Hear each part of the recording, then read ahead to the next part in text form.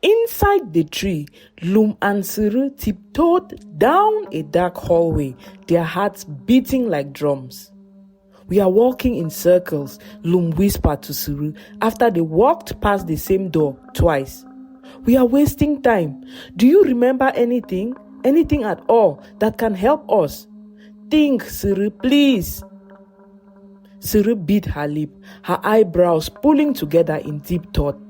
Lum's words seemed to spark something in her memory. Suddenly, Sirri stopped and whispered, "Wait, I remember something." Lum's eyes widened with hope. What? What do you remember?" Sirri hesitated. "There's a room that no one ever goes to. I found it once when I was trying to escape." "And then what?" Lum asked eagerly. Sirri's eyes looked distant as she recalled the memory. "The room, it had only 3 walls, which I found very strange. Where the 4th wall was supposed to be, there was nothing, just darkness. The room felt strange, like it was trying to choke me. I couldn't breathe in there, so I ran out as fast as I could and I never went back." Lum thought about it for a while and then her eyes widened. "That sounds like an exit," she said. "We have to go there." "No," Sirri almost shouted, shaking her head. "I'm not going back there. I felt, you don't understand, it's not safe." "Nothing about this place is safe, Sirri," Lum argued. "If there's even a small chance that there's a way out, we have to try." Sirri's reluctance was written all over her face, but she nodded and said fine, she will go. Lum opened her mouth to say something to Sirri, but before the words left her mouth, a door to their left burst open with a loud crack, and the air was suddenly filled with a stench of rotting flesh. Lum gagged, her stomach turning as the figures of the goat-legged people poured out of the doorway. Something was different about them this time. They were beginning to decay. Patches of rotting flesh covered their faces and bodies, the decay spreading like a disease. But despite their sickly appearance, they moved with a terrifying speed, closing in on Lum and Sirri in no time. "Run!" Lum screamed, grabbing Sirri's arm. But it was too late. The rotting figures closed in fast, their cold, slimy hands grabbing Lum's arms and legs. The stench coming from them overwhelmed her senses, and her vision blurred as panic took hold of her. Lum fought with everything she had, kicking and fighting to break free from them. Her screams mixed with Sirri's, but it was no use. The beer parlor creatures were too strong. They dragged the 2 girls into a dimly lit room, and the moment Lum saw it, her heart dropped. She recognized the room immediately. The rotting tree stood at the center of the room, looking worse than it did before, its branches dripping with thick, dark liquid. The holes in its bark had grown larger, more disgusting, oozing foul-smelling substances that pooled on the floor. The stench of death filled the room, making Lum wonder how she was still able to breathe. Something moved out of the corner of Lum's eye, and when she turned her head, she saw something that made her chest tighten with dread. The chair Lum had seen earlier by the tree, the one shaped like a woman, began to twist and shift. Slowly, it started turning into a real woman. The wood bent and stretched in strange, unnatural ways, and then a fully formed old woman took its place. Her body was so old and frail that Lum wondered how she could still be alive. Next to the woman, the other chair, the one shaped like a man, began to change as well, but it was struggling. The chair twisted and stretched awkwardly, its form caught between turning into a human and staying in the chair form, as if it couldn't decide what to become. Or it could have been because it was too weak to turn. The old woman slumped against the tree once her body was fully formed, breathing heavily like she was trying to catch her breath. She was so still that for a moment Lum thought she was dead. But then the woman's head snapped upwards and her glowing eyes locked onto Lum. Lum started breathing fast as the woman stood, her appearance changing with every passing second. One moment she was young, the next she looked old, and then ancient. Lum stared, unsure of what to make of it. The beer parlor creatures dropped to their knees when the woman stood and started chanting her name in trembling voices. Mama Nung, Mama Nung, Mama Nung. Lum felt her heart sink on hearing the chant. This was the woman they had spoken of, the one they were waiting for to start the ritual and offer her to the tree. Lum started sweating. Mama Nung's glowing eyes stayed on Lum and her lips curled into a disturbing smile. You, she hissed at Lum, her voice cracking like broken glass. You have ruined everything, she accused. There was an altar in the room and the woman began to walk toward it, her movements slow, like she had not used her limbs in a while and was trying to test them out to see if they still worked. She leaned heavily on a walking stick for support as she walked. I live for a moment of rest and you bring chaos into my home. She was addressing the goat-legged people in the room, her anger and disappointment visible on her face. The goat-legged people cried and knelt at her feet, begging for her forgiveness in a jumble of fearful words. Mama Nung silenced them with one wave of her long, filthy fingers. Bring the girl to me, she commanded. Lum cried out as the goat-legged people dragged her toward the altar at the base of the tree. She fought and thrashed against them, her terror adding to her strength, but it wasn't enough. Sirri's cries filled the air behind Lum too as Sirri struggled against the people holding her. Stop, please, stop, Sirri begged the people to let Lum go. But they did not stop. Lum was forced onto the altar, the stone cold against her back.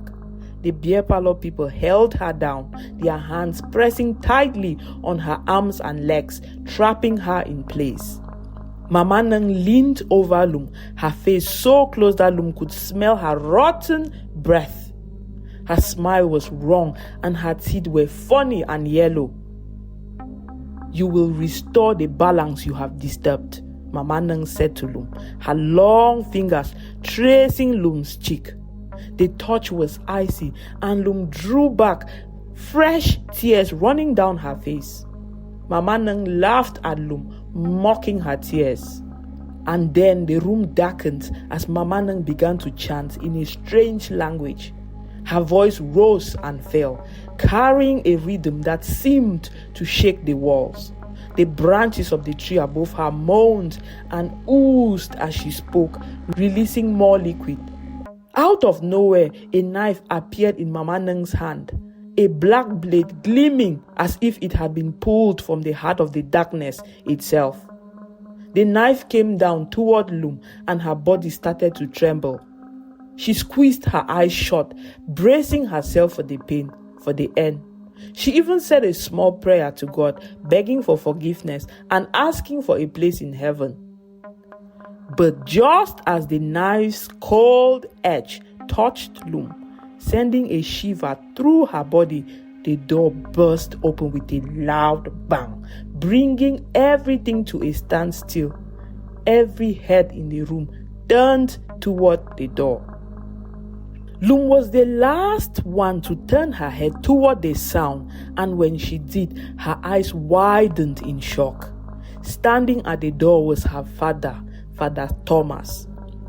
He looked tall and domineering, holding a Bible in one hand and a crucifix in the other like a weapon. And behind him stood 6 other priests, their faces just as serious as her dad's, like they were all there for battle. Father, Lum cried out, scrambling off the altar. The men holding her had let go when the door burst open. They did not try to stop her. She ran to her father, clutching his robe as if her life depended on it. Father Thomas looked at her with an assuring smile and ruffled her hair before turning his focus back to the beer parlor people. Mama Nang growled on seeing the priest, her face turning angry. "How dare you enter my home unannounced?" she spat. Her evil eyes bore into Father Thomas. "Leave now, or I will take your life along with hers." Father Thomas stepped forward, his Bible raised. "Your time is over, dark spirit. I will not let you take another girl's life." Just as Father Thomas finished speaking, Sister Grace and Sister Agatha stepped forward from the shadows near the tree. They had been hiding the whole time. Lum watched as they approached, their expressions unnaturally calm. Father Thomas and the other priests froze when they saw the two sisters, their eyes widening in disbelief. "Sister Grace? Sister Agatha?" Father Thomas said, not believing what he was seeing. You are a part of this?" The two women did not speak. They stared back at Father Thomas with cold, glowing eyes and then laughed mockingly. Lum saw the truth beneath their appearances as they stood there. One moment, the sisters looked impossibly old, their faces so aged that they were unrecognizable. Then the next, they looked like their normal selves again. They were decaying too. Sister Grace's face was rotting on one side, while Sister Agatha's jaw hung loosely as though it might fall off at any moment.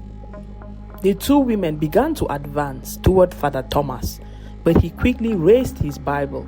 At the sight of it, they froze, stepping back in fear. Mama Nang screamed from behind Sister Grace and Sister Agatha, her cry so loud it called the attention of everyone present. The walls of the room shook at her scream, and the tree at its center grumbled as if it were in great pain. The liquid from the tree was everywhere now.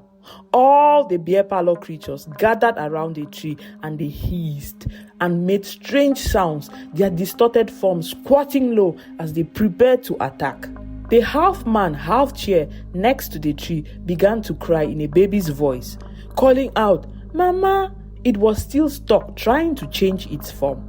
Mama Nang turned to it, her voice soft and soothing as she tried to comfort it.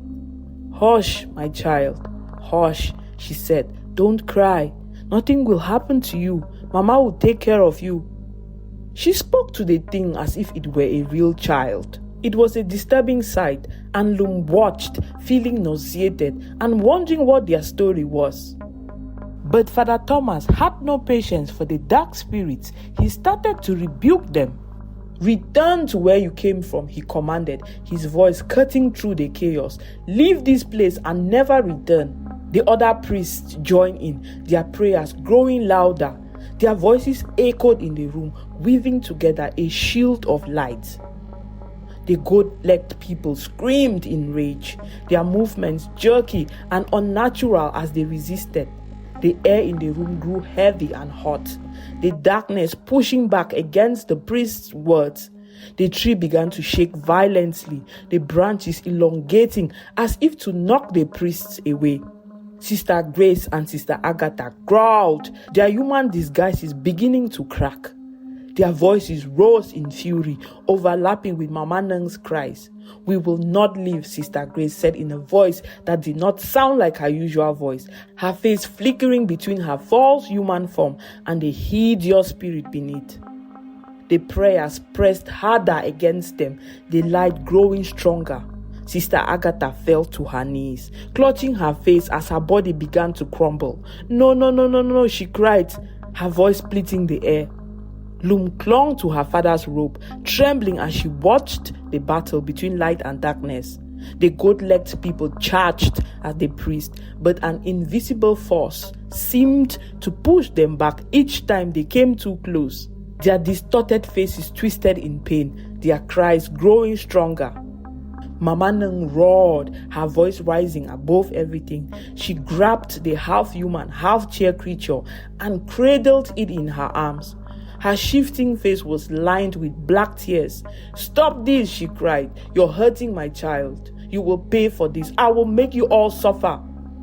But the priests did not stop. Their prayers grew even more powerful, filling every corner of the room. Then the walls began to glow faintly, cracks forming in the stone as the light pushed through. Lum watched in horror as Sister Grace and Sister Agatha aged rapidly before her eyes. Their skin sagged, their hair turning white, and within moments they crumbled into bones. The trusted principals of the school, revealed as dark spirits, were gone forever. One by one, the other beer parlor people shrunk to the ground and turned into bones. Mama Neng was the last one to go. She let out one last scream, her voice filled with rage and despair. Her body dried up, her twisted face frozen in a final expression of hatred before she too collapsed into a heap of bones. The tree at the center of the room was gone too. Its once domineering form was now nothing more than a pile of dry, lifeless wood. And then silence. The darkness in the room began to lift, fading like mist into the walls. The oppressive air grew lighter and the disturbing glow disappeared. All the rooms and corridors inside the tree disappeared too, leaving just one big room, as if it had all just been an illusion. Lum turned toward the far end of the room and her eyes widened. The rows of sleeping girls she had seen in the other room earlier were now in this room, their beds seemingly appearing out of nowhere. The darkness must have been hiding them. And with its disappearance, the tree's terrible secrets were being revealed. Slowly, the girls began to stir. One by one, they opened their eyes, their faces clouded with confusion, as if waking up from a long, haunting dream. Lum opened her mouth as she recognized two familiar faces among them. Her friends. "Nine, Fuam," she cried, running to them. Her friends sat up slowly, blinking in confusion. "Lum," Nine said, her voice weak. "What are you doing here? We tried to leave the forest like you said, but Sister Grace and Sister Agatha, they brought you here," Lum finished for her friend, tears filling her eyes. The girls nodded, still confused. "What is this place?" Fuam whispered. "It's over now," Lum assured them. "We are getting out." Father Thomas and the other priests checked the whole place and then gathered everyone and led the group out of the cursed tree. When they stepped outside, the cool night air touched their faces and they felt relieved. There was someone eagerly waiting outside the tree when they emerged from the tree. It was Manka, the ghost. She had tried to enter the tree with the priests earlier, but the tree would not let her in, so she waited anxiously by the door. When Sirri spotted her mother, her eyes widened. "Mama," she cried, running forward. Manka, the ghost, opened her arms, and Sirri ran straight into her mother's embrace. They held each other tightly and cried. For a long moment, they just stood there, holding each other, talking, asking and answering questions, their cries filled with both joy and sadness. Sirri wept when she found out that her mother was dead, her rock, her everything. "Don't cry," Manka, the ghost, reassured Sirri. "Your father is still alive and he loves you. Go back home, okay?" After a while, something began to happen to Manka, the ghost. Her form started to glow softly, flickering like a fading light. "Mama, no," Sirri cried, clutching at her mother. Manka smiled gently at Sirri. "My child, I've done what I needed to do. You are safe now. It is time for me to rest." Fresh tears rolled down Manka's face, but she smiled, a happy, peaceful smile as she began to fade. Sirri held her mother tightly, sobbing as Manka slowly dissolved into the night, leaving behind only air. Before Manka disappeared completely, she turned to Lum, who stood a little distance away, and with a smile mouthed the words, "Thank you." Lum nodded and gave Manka a small wave full of sadness. The others watched the moment quietly. Behind them, the evil tree began to crumble from the outside, its hulking form collapsing in on itself. The dry wood disintegrated into dust, scattering like ash. Without looking back, the group began walking back toward the school campus. By the time they reached the edge of the forest, the tree was completely gone, leaving nothing behind but an empty, silent clearing. Sirri returned home to her father, vowing never to step foot in that school again. Lum and her friends went back to the campus, trying to return to their normal lives. The other girls who had been trapped in the tree reunited with their families. The school got a new principal, a kind woman with a warm smile. But no one at the school would ever forget the strange, dark events that unfolded in the forest. And Lum, she could still hear the whispers of the tree in her dreams, a faint reminder that darkness never truly disappears. Thanks for watching. Stay tuned for more stories and don't forget to like, share, comment and hit the subscribe button.